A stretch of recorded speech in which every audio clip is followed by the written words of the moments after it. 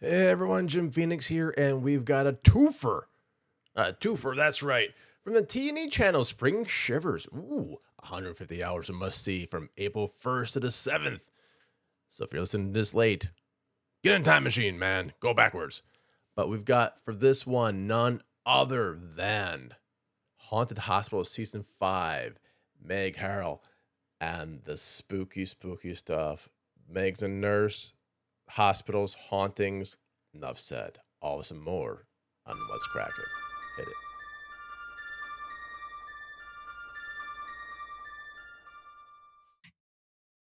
Hey everyone, Jim Phoenix here, and boy, we've got a twofer today. That's right. We've got more on T+E's annual Spring Shivers programming, April 1st to 7th. And for season 5 of Haunted Hospitals, which drops April 5th at 10 p.m. Eastern Pacific, I've got none other than Meg Ara with me today's. Meg, how are you? Oh, I'm so good. How are you? You love the delivery? Da.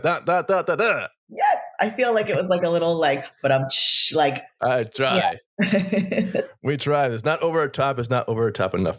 So I will admit my mom was a nurse. So when I see haunted hospitals, I like, oh my, it's like going back to my childhood, right?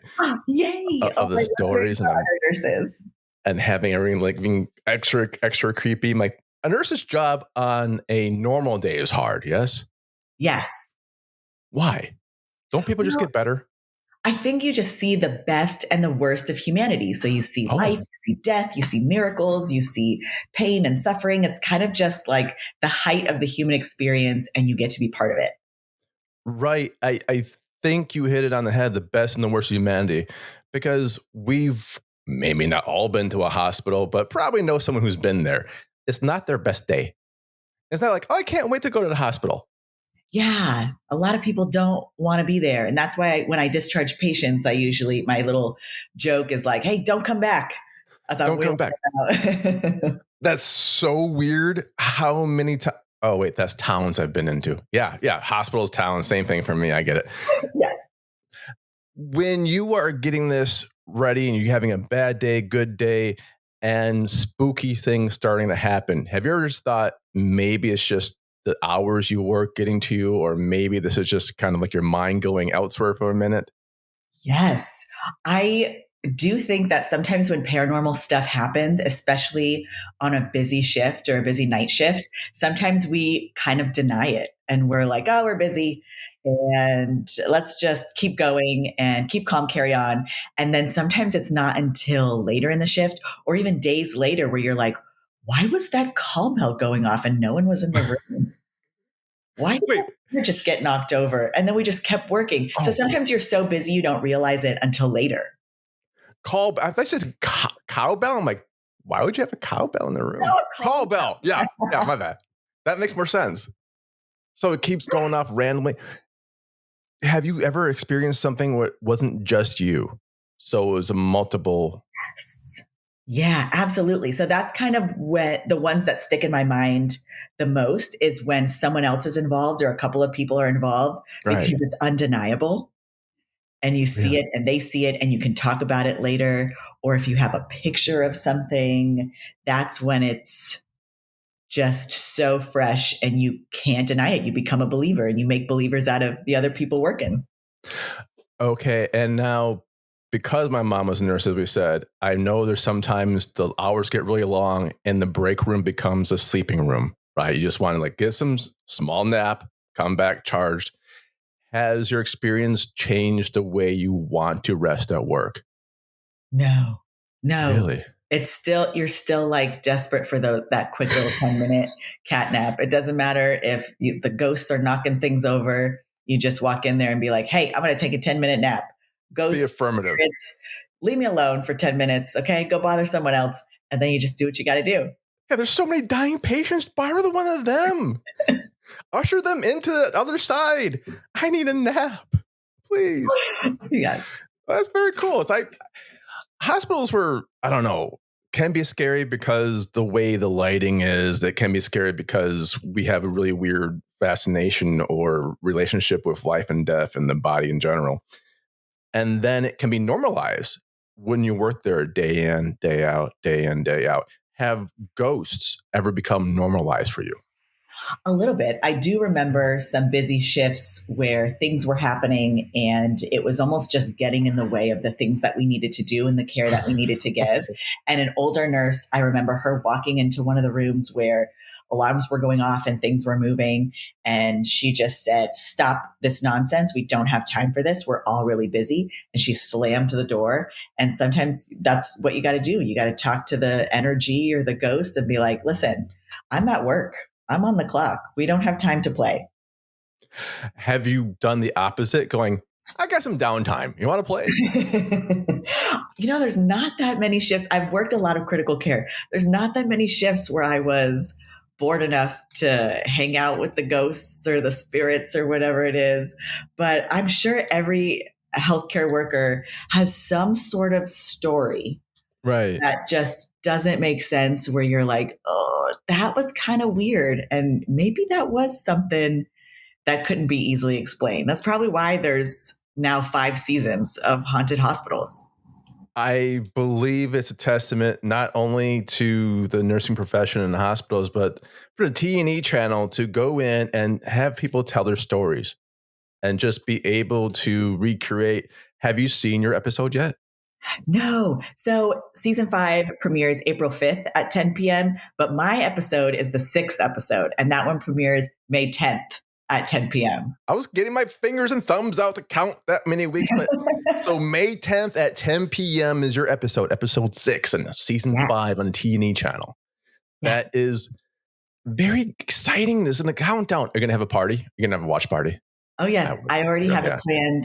We're so excited. My kids are so excited because they Really? love creepy stuff too. Yeah, we're going to have a whole Halloween themed night. That is amazingly awesome. You're going to be a superstar in your neighborhood right there. I know. That would Mom, be so the superstar. fun. Look, I'm a celebrity, kids. Not really. It's like, I'm a superhero for the pandemic. Yeah. But the haunted TV show. That's why you're the real hero. It's like, Mom was up on the TV. I saw you on the screen, right? That's what it really is now. Very great. Now, because you said there's some older nurses there before, has anyone on your first day saying, listen, some things move around here, some things are going to go off here, just go with it? So I was never warned about stuff like this when I first started nursing. I've always had ghosts and spiritual things and Right. paranormal follow me my whole life. I just think my veil is a little bit thinner to that world. But when I started working, it wasn't until I switched to night shift that some of the nurses started saying, "Hey, don't sit in that corner of the nurses station that's all dark and not around anybody. Just don't sit there by yourself at night. Everybody gets a creepy feeling." Or that room, if no one's in it, you're going to see some stuff, or they'll tell me their own thing. So there was little warnings of spots or locations or certain rooms that would tend to have more activity. It's like campfire stories. It's kind of cool. Yeah. The old And they were always spooky war right. stories. There was always evidence. That's the cool thing about it. It's not just, as I said, campfire story, because sometimes it's a story to make people heightened up, but because you're in the area where it's occurring, you can actually see it happening later on.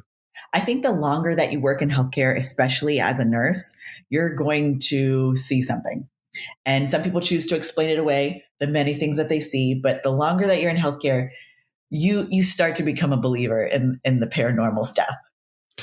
Well, and that's going to take me to my next question, because you said early on in your life, all the way, until now, obviously, have you received other messages from beyond? What was your experience before?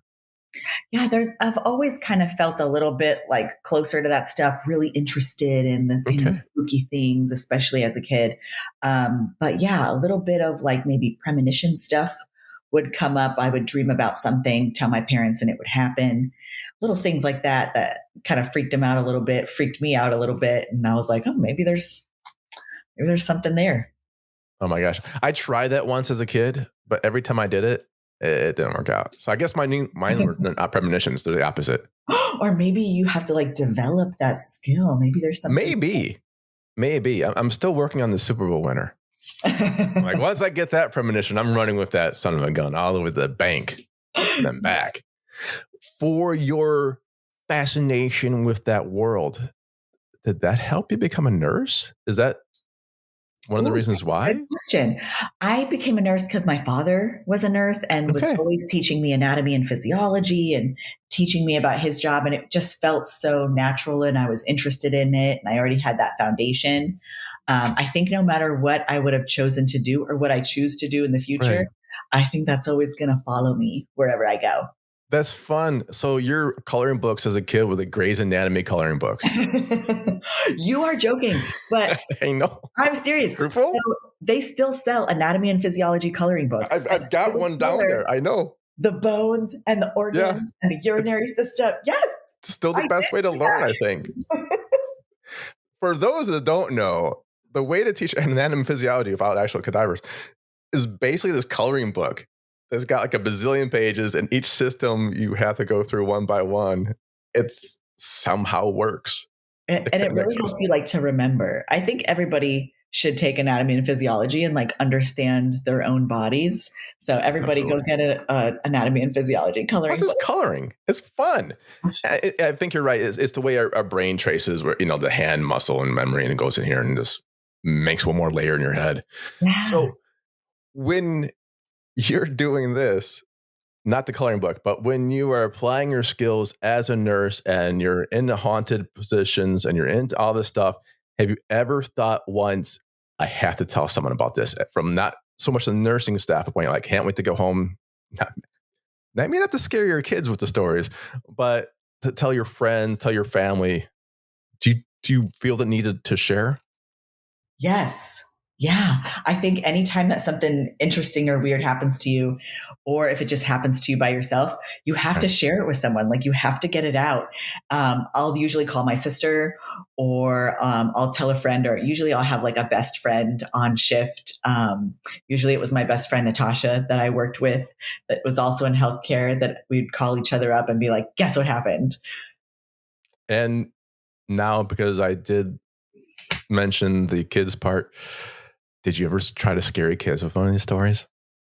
No, Did I just give you an idea for later on? maybe I might put that in my back pocket and use If it you're not cleaning your dinner, the ghosts will find you. Although, when you're a parent and you scare your child with something, that's usually what is going to make you lose out on sleep because Mm, they will come to you in the middle of the night or they will refuse to go to bed by themselves or do anything by themselves. And then you right. freeze yourself. So I can't really think of a time that I used that to scare them. Oh, that's more me, man. Oh, man, I'm a horrible person, because you're right. I don't get to stay there at the end. I'm like, okay, kids, I'm going home. Good luck with that. Good luck Good with luck the to the nightmares. parents. Good luck. I gave them sugar, caffeine, and gory horror stories. It's like, Yeah, ah. another yours. But don't. And I also put a Jack in the Box spring underneath her bed, so about 2 hours. Sorry. Good luck. So we're going back with T&E's annual Spring Shivers. Again, April 1st to the 7th. Haunted Hospital Season 5 hits on April 5th, but your episode's on May 10th, 10 p.m. Eastern Pacific Time. And without giving anything away, because we have to talk around these things. They haven't appeared yet. Without giving anything away, were you ever worried that if you answered the call for T&E that they'll just go, oh, no, this is BS? No, We don't like this one.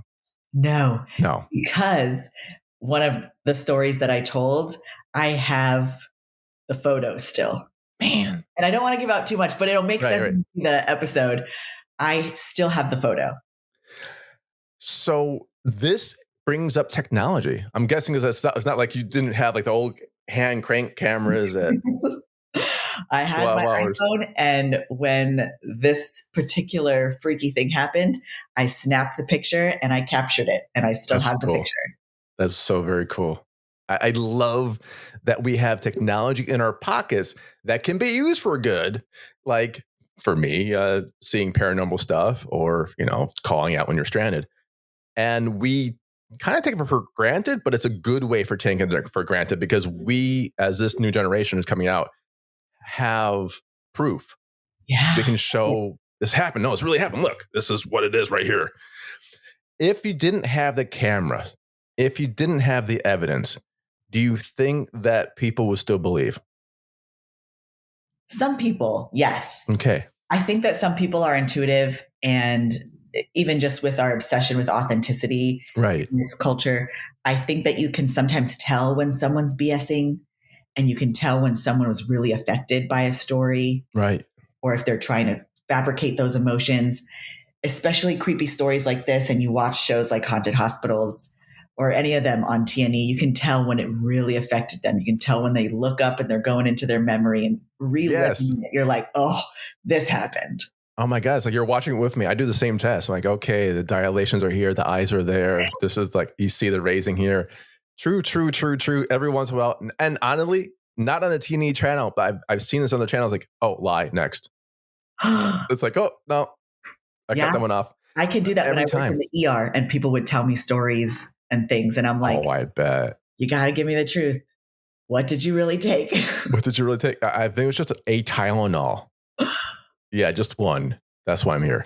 Yeah, tell me the Yeah, that's just truth. one. Which is, honest to gosh, superpower people need to develop, especially in the ER. You're right. It's essential. And if you ever go into the ER, because I heard this from my mom, just tell them the truth. They're going to find out anyways. Yes, we will never judge you. I don't care what it is, what you Oh, I do. stuck up in where, or what you took, or what you did. We are not the police. We are not your mom. We totally don't judge you. We 100% want to help you. And we've definitely seen something worse and crazier. So don't be Absolutely. embarrassed. Just tell us the truth, please. It's the least painful way of finding out what really happened, and the Yeah, quickest way of helping you out. I Now, do you agree. think because you don't judge and because you're empathetic like this, is that one of the reasons maybe you're visited by the ghosts at the hospital? Jim, I've never thought of that. Really? Wow, Good for that's such a me. good Well, question. I get a day off now. Great. I love your brain. Maybe that's a factor. $10, you can have it.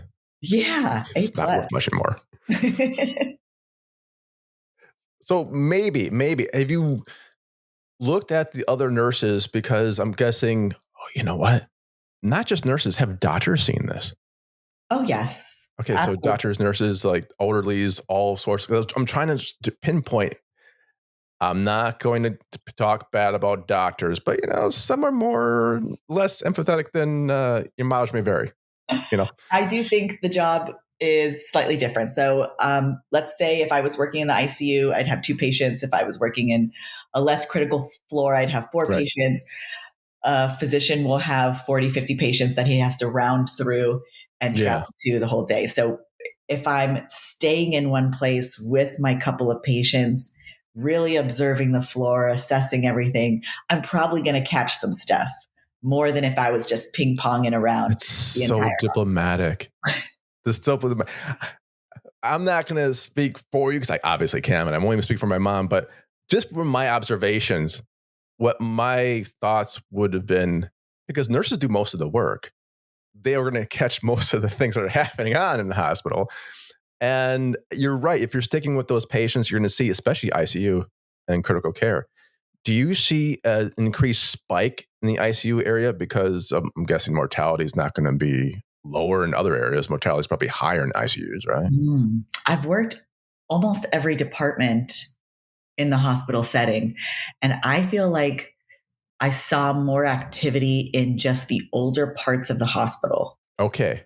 Like I could tell when I would be working at a new place and I'd be like, oh, this floor is older. I feel the energy. Like I feel the The things and bath people mats. here. This was As the Simpsons definitely, would say, the bath mat syndrome, where it absorbs so much throughout the years. It's yeah. still kind of there as an aura. That's kind of cool. I dig that. Have you ever worked in a nursing home? Yes. Okay, I forget what they call nowadays, but yeah. Did you see more activity there? Because usually they're older buildings and a lot of the residents are of age and mostly don't check out. So have you seen more activity there? Yeah. Yeah, absolutely. But I think it's more playful, at least in my experience. I've Okay. seen more playful energy and paranormal Oh, stuff that's cool. in the nursing homes. And I think maybe they want to come back and say hi one last time or something like Right. that. So I do remember we had one resident at a nursing home whose room was right across from the nurse's station. And the sweetest guy would always say good morning, good night to us, knew Oh, everybody's life story. And he did eventually pass. right. And it was the very next day that someone else moved into his same room. And this other guy kept coming to the nurse's station and saying, can you come get this person out of my room? He won't leave. He's saying it's his room. Please come get him. And we'd go in, there's no one there. It Right. happened like 2 or 3 times over the night shift. Oh, wow. And finally we were like, let's just talk to him. Let's just say, like, hey, Jimmy, thanks for visiting us one last time, but you don't live here anymore. We'll miss you, but Yeah. you got to move on. This guy lives there now, so take what you need to, reminisce, but you got to leave him alone. And then it never happened again.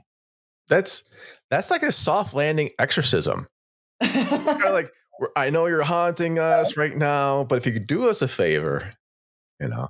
But that maybe that's what it is. Just wants to one last goodbye. Yeah, it did not feel scary or any harm was going to Cool. come to anyone. It was just, oh, I want to go see you guys one last time. Yeah. Which is a great positive message. Not everything is going to be horrifying. It could be scary, but they're not out to get you. Sometimes it's just one last trip around the sun. It's one last goodbye. It's one last wave. It's one last Jello pudding. I'm guessing they had Yes, Jello pudding there. one last little pudding. I really don't feel any fear when I live in a very old home, and a lot of unexplained things will happen sometimes. But I don't feel any fear. I know that it's just trapped energy or something there, but no harm can come to me. That's an amazing feeling. Good for you. Good for I you. think And that's probably from your, yeah, I think people experiences. are just scared of the unknown or startled by something they don't expect to happen or that they can't see. But I don't think you have to be terrified. I think the majority of those energies are not trying to really harm you, which makes it more fascinating. I believe you're correct. I believe you're correct. And especially in a lot of situations where it's going to be a hospital. Again, no one's there because they can't, like, yeah, I can't wait because I broke my whatever. I got the stomach and I got shot or I took too many pills, whatever it's going to be. It's more of, oh, please help me. Please help me. Please help me. And it's the one last time, one last hello, one last Yeah, release. just the Right. attention. Yeah. Yeah, I dig that. And I can't wait for your episode. I'm reviewing all of them, but I want to talk about it. We can't talk about it. Yes, not out yet, but on a T+E channel on April 5th is when the Haunted Hospital season 5 drops, but May 10th is when your episode hits. 10 p.m. Eastern, 10 p.m. Pacific. It don't matter what time zone you're in. Just turn on TV all day. As a matter of fact, start now. Start on April 1st for Spring Shivers in T+E. Yes. April 1st, set it all month. Next month, watch it all. I love it. Meg, thank you so much. If you want to say anything to everyone out there about paranormal, spooky stuff, what was one thing you want to say as a saying goodbye? Probably not to be so scared of the unknown. And if you like my stories and you like my episode, I have a whole series on TikTok where I tell different scary things that have happened to me and show pictures and tell stories with other nurses and things like that. So if you want a little bit more, I've got a ton of stuff on my TikTok. I think that's an amazing thing. I can't spell TikTok, but as soon as I can spell it, as soon as I looked it up, I will download TikTok. And you're underneath your name? Yes. Well, TikTok and Instagram is the same name. It's at NurseMegRN. I'm right there. I'm going Yeah. to check it out. Thank you, everyone. Thanks, Meg. Bye, everyone. Thank you.